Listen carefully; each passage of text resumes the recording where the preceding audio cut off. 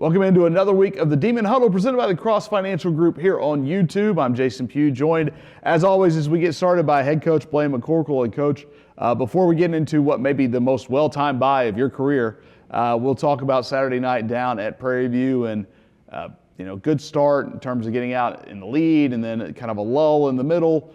But one thing, I know you talked about it, the performance wasn't there to win, but the will to win, the effort was still there, throwing punches right till the very end. Yeah, I don't question our kids' effort at all. I think they did fight really hard. I think they played hard. We didn't play as smart as we needed to at sometimes. We did not play complementary football at all, which is a huge piece to it. A lot of that I think I credit to our youth. Young players make mistakes. Tired young players make even more mistakes. And I think we were really, really young and really, really tired. And we've got to do a better job too as coaches of understanding situations, helping them out, helping them recognize those opportunities in games when they come. So there's a lot that we can improve on as a program. And as frustrating as Saturday night was, Prairie View is a much better football team than they were last year. I think we're a much better football team than we were last year, and it didn't go our way. But 3-point game on the road for the third week in a row. I'm proud of our kids' effort, but there's definitely things that we need to improve on in a hurry. I think one of the things we've noticed when your team is healthy, full of energy, whatever term you want to use, when you're sharp, when you're fresh, typically your teams don't get penalties. I mean, you were one, even with the youth last year, I believe it was one of the least penalized teams in the conference, at least from the naked eye it seemed that way. But some of the penalties that came Saturday night, no penalty comes at a good time, but some of the ones that you did have just were kind of back-breaking ones. Yeah, well, we only had three. We had three in the whole game, and that's really hard to beat.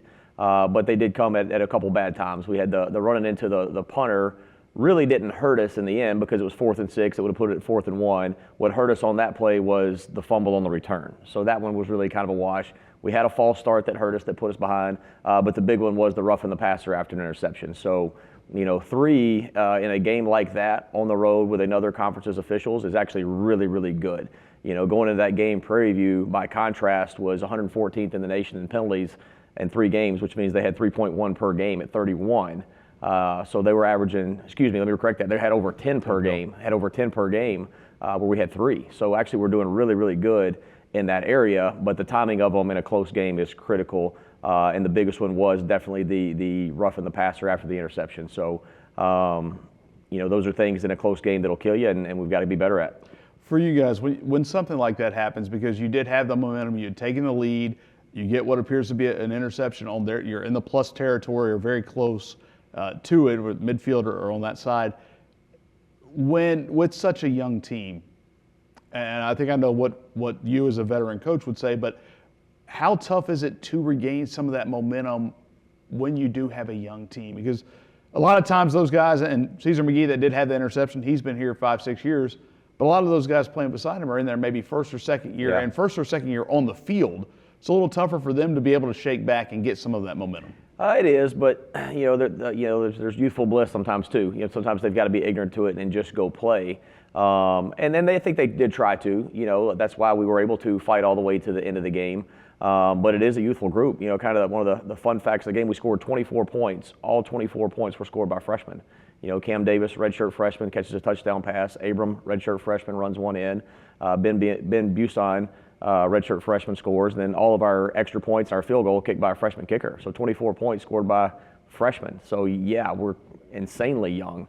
And those plays were all blocked by freshmen.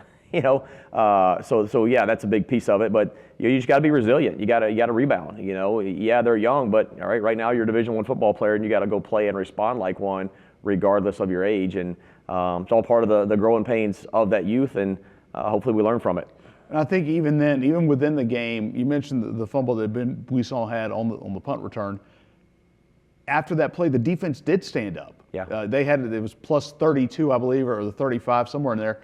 But they stood up and held Prairie View without a point off that turnover. Yep. Maybe it was the field goal. No, the field goal came different. So it was without a point off that turnover. So even within the game, you did see some steps forward in that respect. Yeah, there were moments where we did complement each other well. We just have to do it more consistently. The last drive of the game for us, we go down, score a touchdown to make it a 3-point game. There's still 4 minutes on the clock. It's still too far out to even really consider an onside kick because the timing's just not right. But we never had the opportunity to get the ball back. And those are the things, those are the complementary pieces that we've got to really help ourselves with. And again, all part of the growing process. And there were moments. There were definitely moments in all 3 phases where we showed what we can be. There just wasn't enough of them for long enough. You did, again, we talked about it, only 2 stood, but 3 turnovers when you get right down to it, although, like we said, 1 was eliminated by a penalty. Looks like the defense has become, again, in the second year under Matt Connor, a little bit more turnover heavy in terms of forcing turnovers, in terms of making plays on the ball. Well, you hope so. That's the idea. You want to be on there, take as few defensive snaps as you can, and the best way to get off the field is to turn it over. 3 downs and punt. They don't have to go 3 downs. You can get a turnover on first and second down too. But we have done a good job, taking the ball away for the most part. Something we want to keep doing, keep emphasizing. The biggest one on defense is we've got to, fit some runs better. We didn't do that well. We didn't tackle specifically on the back end as well as we should. So there's a lot of room for improvement that we've got to go to work on during this bye week. And some of that will be a byproduct of not being healthy. We talked about it last week and 2 weeks ago that a lot of times, especially in that back end that you talked about, the defensive backfield, at Minnesota, they've got 320-pound guys running downhill at them 6-7 yards down the field. Not necessarily going to see that the rest of the year, but those bumps and bruises, and again, some of the same things, you're kind of missing. At some point during the game, you were missing 2 of your more veteran guys in terms of setting the defense and in terms of making those tackles. Yeah, that's right. We got a few guys back, but that doesn't mean they were back full speed and healthy. They were back there kind of working their way through the game, and that's not an excuse by any means. But we did talk about on here last week, we traveled around 65 guys, and last Monday, 34 of those 65 guys showed up on the injury report. So you play those 2 back-to-back games, and you are battered and bruised. And I do think that kind of affected some of our poor tackling on the back end because you've got to be able to get there. When you get there, you've got to be able to, explode out of your feet and make a play and wrap things up. And when you're wounded, that's hard to do sometimes. So, hopefully this bye week will allow us to get healthy and get a few more guys back after that 3-week stretch, on the road that's pretty tough. Well, 1 quarter of the season down, hard as that is to believe. You're 4 games out of 12, and now you got the bye week. We'll talk about that now. And know you would have loved to have gone in with a win, but it's kind of the double. If you won, you may want to go right ahead and play next week, health notwithstanding. But when you look at this bye week, does it feel like it comes at an opportune time in terms of health, but in terms of where this team is? Yeah, it's very well timed. I would have preferred to it be last week, but that's not how it shaped out. We need this bye week really, really bad, and we definitely would love to have come out of it with a win, but we didn't. So that is going to force us hopefully to focus a little bit, not get complacent, and work on things we need to work on. And from a health standpoint, we have to have this week. It is crucial. There's some guys that we're going to completely sit out this week. There's some guys we're really going to limit. 3 weeks on the road and 2 of those being against Power 4 is brutally tough. I think there's only 3 FCS teams in the country that played 2 Power 4 teams this year. And we're one of them. The other one is East Texas A&M, who will play in a week. They had a bye week after those. The other one's Western Illinois. They played 2 Big Ten teams, and then they played Valpo, who had just gotten beat by a Division III team. So we went on the road and played a really good SWAC team. So ours set up a little bit different. So I said before the season started that we're playing the toughest schedule in school history with the youngest team in the country, and that's true. That's where we are. Those are not excuses. We know that, but they are a little bit of some things, revealing themselves as we're going here. But we've got to find a way to win, and we've got to find a way to overcome some of those things. And so we'll take advantage of this bye week, get some guys healthy, reassess where we are, and be ready for conference play here in 2 weeks. You're going to send some guys on the road. We know Thursday and Friday recruiting is still the lifeblood of a program, even in this era of transfer portal and NIL and rev share and nearly free agent movement, it seems like. But I know a lot of the coaches, so many times when you get into college football or college sports, you've got guys who are just dogs on the road, love to get out there. Yeah. Who's some of those guys on this staff that would almost rather be on the road maybe than be at practice? Well, I think our entire staff does a great job recruiting. Justin Williamson's our recruiting coordinator, and he does a great job, kind of organizing and putting together and planning. for guys to go on the road. We'll send, after Wednesday's practice, we'll send our entire staff out recruiting, other than the 3 coordinators and myself. We'll all stay in and we'll run Friday's practice by ourselves. But we'll have pretty much our whole staff on the road. They all do a great job evaluating, bringing back information, and it is the lifeblood of any program. We tell our players on our roster right now that our job is to out-recruit you. It's your job not to let us, so that goes both ways. And we've got some really good young players that we think have great futures, but we're going to go try to find better ones. We're going to try to find somebody to beat them all out, and for the guys on our roster, don't let us. Go to work and prove that we can't do it. And I think that's how you grow and build a good, healthy roster and program that's always improving. And hopefully we'll get some good work done on the road this week. We're going to talk to you personally about this because you've been in so many different roles in your coaching career, whether it's been head coach, assistant coach, position coach. Now and we'll turn to Blaine, the father, real quick.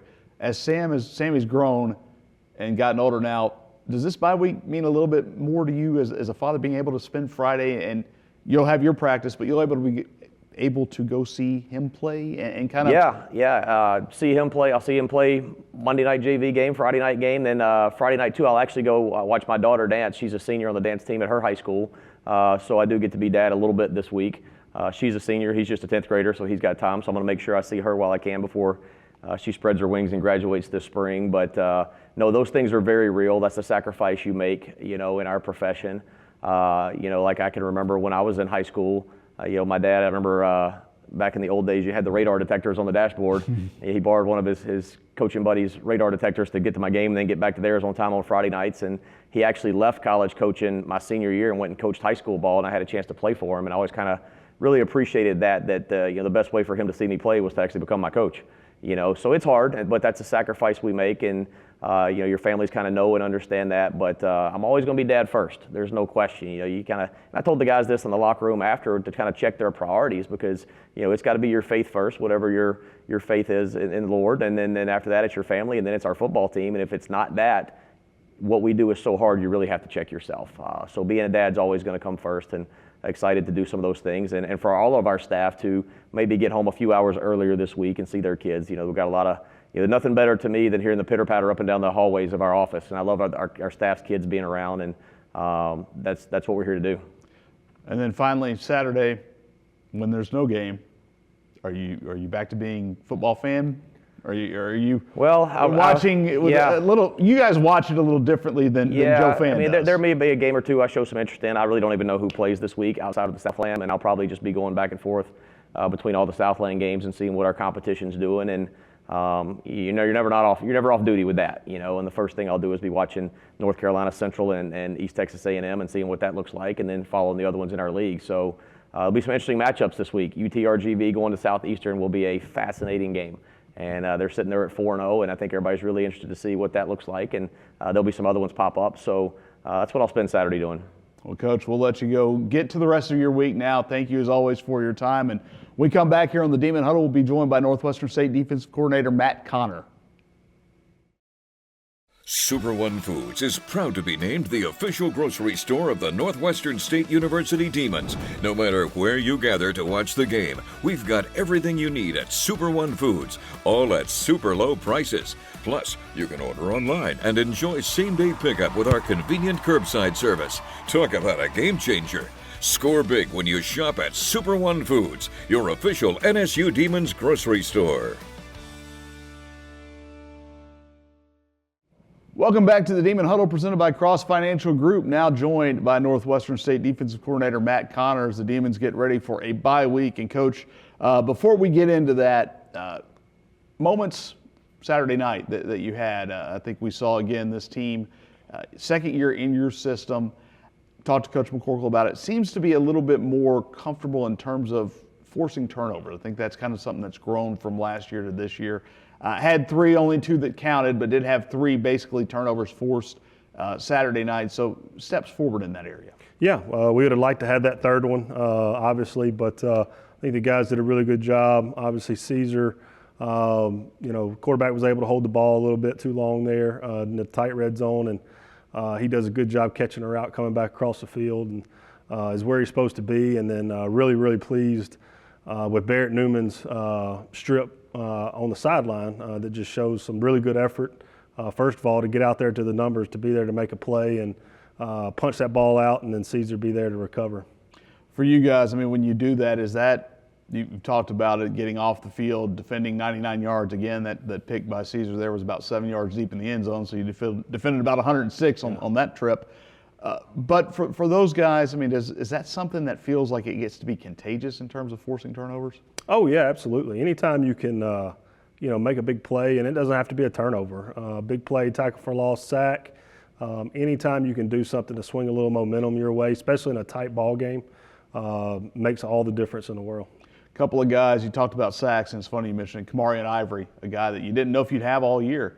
Comes in and has a really big sack, played very well in his first real action this year. And we'll talk about him first, but what does he bring when he's been there? And we know he's got a great personality, he's a ball full of energy, but he's that on the field too, it looks like. Yeah, no, he is that. We're really happy for Key Man being back, as we call him. We did think he was going to be out for the season. We got some really good news early last week, and we kind of threw him in the fire right away. We knew he could handle it. He went out there, had to play a little bit more than what we thought we were going to have to play him, but he handled it well, and there was no one happier to see him make that play there than I was for a guy that, like I said, we thought he was gone for the year, and to get him back and watch him go out there and play the game and have fun, and he deserves that. Not only him, but Quentin Cook had a couple. Key Man got home and got his. Quentin Cook had a couple of plays where he was about a hair's breadth away from getting a sack, but again, some depth there that looks like it's coming along, and Cook is one of those guys that's new to this team and new to your system. So some of those guys may be starting to find their rhythm a little bit. Yeah, a guy like Quentin, he's every week you see him getting a little bit more and more comfortable in what we're asking him to do, and he was back there, he was active around the quarterback a lot in the pass game, and I would have liked to see him finish a couple of those sacks and not turn them into sacks, not hurries, but there's always a week after next. So, for you guys, we talked to Coach McCorkle about it. In a bye week, you can have them week 2, just about from be stuck playing, I guess, 11 in a row after that. But this one comes kind of at an interesting point in the schedule, in that now that all your non-conference is done, so this is truly getting to hit a reset button for conference time. But a third of the way through the season, what's your philosophy? Where do you like the bye week to fall? If you could, have a clean schedule with everything, all things being equal, week 1 to week 12, where do you put the bye week? Yeah, I mean, obviously, in the perfect world, you want it somewhere in the middle. But this year, I think our bye week could not fall at any better time. We just came off our non-conference play going into conference play, and we had a 3-game road stretch that was pretty tough there, and so. We're really, really fortunate that we get to go into a bye and kind of slow the pace down a little bit, get some guys healed up, and I think this one falls exactly where it needs to fall.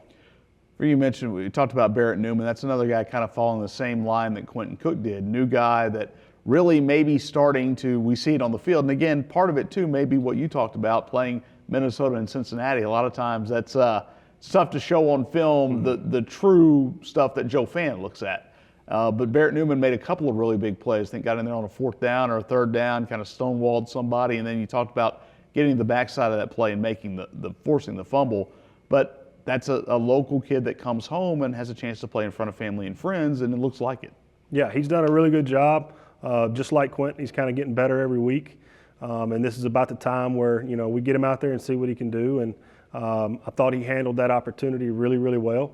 And showed us that we have a little bit more depth at that Mike position than we might have thought we had. And so more depth's always a good thing. We're really excited about his future here. Depth on the back end has been tested the last couple of weeks. I mean, it's been rotating through just about everyone's got an S in their position, it seems like. But thought we saw Jakarian Lathan, maybe his most snaps of the year, and kind of showed some of that veteran presence. Yeah, he actually played a really, really good game for us. We were really happy with his performance, and was out for a week, been battling a little bit of an injury, and we were really pleased to get him back when he did. And he did a really good job this week of just being back there, as you said, being kind of the veteran in the group and helping keep, getting everybody lined up, keeping everybody calmed down, and did a really good job just executing his assignment at a high level, and we were happy to have his performance. It's kind of hard to overstate that importance. I mean, given where the state of that defensive backfield from a health standpoint. You got Christian Williams back, and he was in and out because, like Coach said, I think he's one of those that may not be at 100%, but he was out on the field.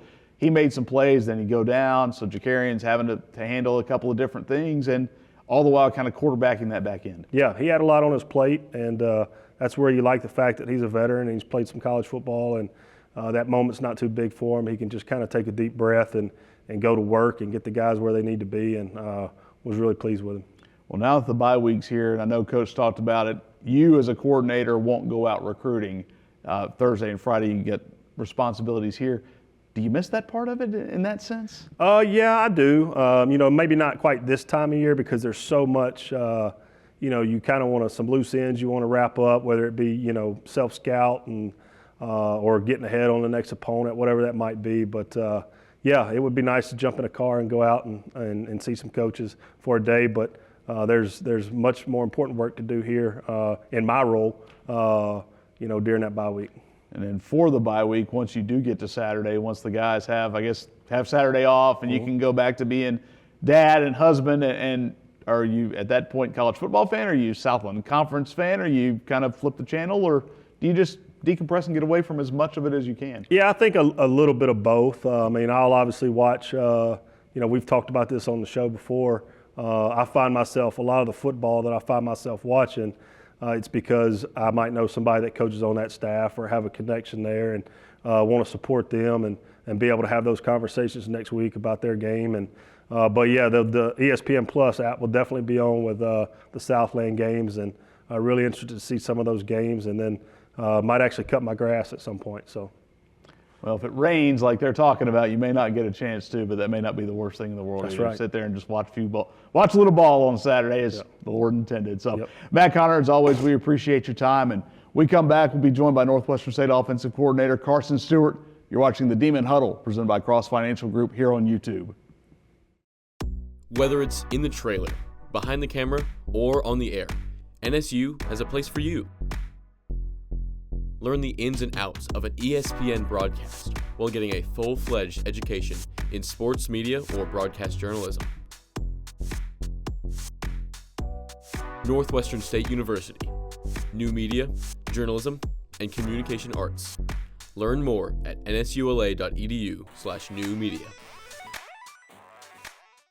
Welcome back into the Demon Huddle, presented by Cross Financial Group, joined now by Northwestern State Offensive Coordinator Carson Stewart. And Coach, we'll jump right into Prairie View. And speaking of jumping right in, second drive of the game, two big explosive plays. It was kind of funny to talk about two of the scoring drives, how explosive plays set those up. One, a beautiful screen pass to Colby Burrell on a third down. And it's got to feel good as a coordinator when you hit that perfect call. And they send a blitz. Perfect call, perfect execution to really get you guys going. Yeah, execution is probably the best way to say that. We can always call things to put our guys in the best place to be successful. At the end of the day, they have to execute, and they did just that. Great job up front by the lineman, get out on the screen. Had a young freshman receiver in the game, cracking the box to get the ball outside of it. And then Colby, when the ball's in his hands, he's got one speed and it's full. So it was exciting to see that happen. It's good for him to be able to get outside, too. He's such a tough runner. We saw it the Alcorn game going back to week one where he was able to bounce out and then get outside. But when he can get downhill, he's kind of fun to watch. Yeah, he sure is. I think his skill set week to week kind of shocks us once in a while, to your point. Sometimes it is downhill. Sometimes it's on the edge and getting around some blocks on the perimeter. So extremely dynamic player, and he showed that again Saturday. And speaking of dynamic, and we'll talk about Abram a little bit more as we go, but the first touchdown pass there kind of put him out on the edge, and you look at him and you may not think that dual threat is the right thing when you look at a guy that size, but putting him on the edge just seems to put a DB kind of in no man, or a safety or a linebacker, kind of puts them in a bit of no man's land, and it looked like that, and he delivers a perfect ball to Cam Davis. Yeah, anytime you can use the quarterback with a run threat, it adds another element of the defensive staff and their game planning, just to kind of monitor that throughout the game.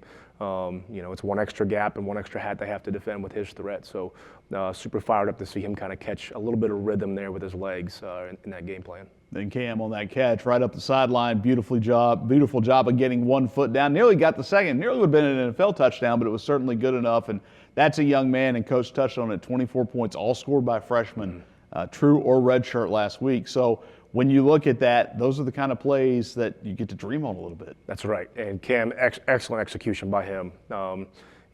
Held the point of attack up front very well to allow Abram to get outside the pocket a little bit. And Cam just kind of has a knack for those kind of plays when he can freelance a little bit in space, and Abram delivered a beautiful ball right in the breadbasket, and everybody was celebrating. For you guys, I mean, as you go through a game, obviously there's, with rare exceptions, you're never too flat, you're never too high. There are lulls, there's up and downs, and you're down going into halftime. You come out, you get the pick in the end zone, then eventually you do take it down. But it was the running there. We've seen Myon Hicks now a couple of times really break a couple of big runs. One that does set up Abrams' rushing touchdown, but for him, for a guy that's thought to be a bit of a thumper, and he is that. But he's shown the ability to get outside the 51-yard run against Alcorn, and then the 31-yarder. That set everything up this week. There's a little bit more to him than just running between the tackles. Yeah, no doubt. I think a guy like Myon, you just never know when that play's going to break for him. And we were in a moment there, we were talking kind of as a staff, we're like, hey, what's going to be our best chance to get him the ball here in this drive, in this series? We all kind of agreed upon that one particular play, and we were like, well, great decision, and he, again, just tremendous execution by him, getting down the sideline there. And he's a thumper, that's for sure, but when he gets out in open space, he can make somebody miss. You talked about, we'll go back to that before we get to the touchdown run from Abram. You talked about a freshman receiver coming down and blocking. It had to be Brendan Webb, I assume? That's right. It seems like at least once a game, he's down. You see him downfield. If there's a downfield run, he's involved somehow blocking, and it's good to see from a freshman that very talented. Obviously, he's on the field for a reason, but that's almost a veteran mindset to keep blocking and keep pushing down the field. It really is, and you see Ty Moore in that game plan doing the same thing a few times as you look later in the second half. But we spent a lot of time on it as a staff, perimeter blocking, getting those guys coached up. Coach Mo Stewart, our receivers coach, has done a great job with those young guys specifically, having them buy into that mentality. We talk about it as a program, as a staff all the time, that offensive linemen block for touchdown or first downs, receivers block for touchdowns. So it's great to see for a young man. Well, Ty Moore better block somebody, because I think Coach Glenn Moore, who played tight end here, would probably be a little bit upset if his son wasn't out there blocking down the field. That's right. You're exactly right. So it's genetic too. I hope so. Definitely big enough. He's got the arm reach. Runs hard too. He converted a catch that was short of a first down, and he just powered through 2 or 3 guys to the point where I think the TV commentator said it a couple times. It wasn't just him, but everyone was running hard. Right. It looked like, and maybe that's a byproduct of a couple of weeks against tougher competition, where you pretty much have to do that to force your way down the field. But again, that attitude, running with an attitude, even after those 2 weeks, was still there. Yeah, it sure was, and I think you just mentioned it. Everybody kind of had that mentality going into the game. Everything's full speed. Everything has to be, executed cleanly, but don't quit and don't stop. And Ty's picture there, he catches the ball 3-4 yards short of the first down marker. He wasn't worried about that. He kept his legs churning, and there were some guys there to help him out as well, push him through the pile. We've seen that. Logan Brady should have gotten a first down rush at some point. I think he was. They were talking about, you have the tush push in Philly. I don't know exactly what you call it, but it was a first down pull. That's right. That's a literal pulling guard, if you will. He didn't necessarily pull around, but he pulled for the first. We'll go to the touchdown from Abram, the rushing touchdown there. Again, very decisive in that moment. He got out there, I think he took one look and realized he had an alley. And again, that's where that dual threat nature makes you feel like that play can go at any time. Right, and once we had it called, Abram was finally kind of finding his rhythm there at that point in the game, and everybody's going this way in the scheme, and everybody's flowing over the top, and Abram sees it, and very decisive. You're exactly right. Puts his foot in the ground and he goes. So that was great to see him execute on that one. Now, when you do have a dual threat quarterback, that's wonderful. It makes it tough on a defensive coordinator, the opposite side. How difficult is it for you to balance, okay, he's a threat with his legs, but we need to keep him healthy too. So, and oddly enough, one of the worst hits he took was after he slid. Right. So it's ironic to say that, but do you ever get to the point where you try to, or how do you strike the balance between, we need you to be aggressive with your legs, but we need you to be intelligent and save your body as well. Yeah, that's it. If the opportunity presents itself to get a few extra yards, go for it. But we talk about as a staff, know when the ride is over. And when that ride's over, slide. His position specifically, you can get out of bounds. No need to lower that shoulder. Just with his position, some other guys, you want to see them do that a little bit. But yeah, I mean, as a balance, we have a touch chart on game day, trying to track who's getting what, who we need to force feed, or trying to find another way to get somebody else the ball in space. But it's a collective effort on that. And we'll go back. Coach talked about only 3 penalties, and oddly enough, one comes immediately before your final touchdown. You go from 3rd and 10 to 3rd and 15. It's no problem. It just gave you 5 extra yards, and what a throw and what a catch, because that was a great throw from Abram that very nearly could have gone the other way, but he dropped it right in, and Ben made a very nice play, made a move, and beat everyone else to the house. Yeah, great ball placement by Abram. Stood tall in the pocket. He knew pressure was coming. Very decisive there again. And Ben, no quit attitude. He tracked the ball all the way into his hands and eyes to the tuck, and he was going to cross that goal line one way or another. Speaking of toughness there, I think that came about 3 plays after the hit we were talking about. That was a targeting call when Abram slid and gave himself up. And Coach talked about it, and I'm sure by the time he's done here, tough just will be attached to his name, but you saw a little bit of it there. Yeah, you did. And I think Coach mentioned it after the game Saturday. He's one of the toughest guys in the program. And when that's your quarterback, you got something good going. For you guys, you'll get a week off, and I know this is, again, this is where it becomes, how do you enjoy it? From a health standpoint, I know everyone needs to get healthy. From a rhythm standpoint there, that was probably one of the more balanced games in the 2 years in terms of production on both running the football and throwing the football. So I know you'd like to carry that forward. Again, you're trying to strike a balance. Sure. And that's kind of where we are in the bye week too, is, we've done some good things. We've balanced some things out. Now, how do we take it the next step? Really, it's just with consistency. So when we practice today, Wednesday, and Friday in the bye week, the messaging is going to be consistency and sustainability, and just keep stacking good play after good play after good play, and this thing will continue to grow. Well, for you, what does Carson Stewart do during a bye week? Obviously, Coach talked about it. You'll be here Thursday and Friday where most of the staff has gone recruiting, but come Saturday, what's that going to look like for you this week? Yeah, Saturday. I might sleep in past 6 o'clock in the morning. Probably not. Spend some time with the wife and fire the grill up, hanging out on the couch, beating into some of the Southland games, and just peek around some other teams in the country and see what they're doing. But take a deep breath, reflect a little bit, and get ready to go again on Sunday next week. Is it hard to sleep in past 6? I guess your body clock's just set to where. Yeah, I mean, I try and get 4 to 6 hours every night, and it's just 6 o'clock-ish. You're just kind of locked and loaded for the day. Well, Coach, that'll give you plenty of time to get ready for game day and watch the Southland this weekend. But as always, we appreciate your time, and we thank you for watching the Demon Huddle presented by Cross Financial Group here on YouTube. We'll see you next week.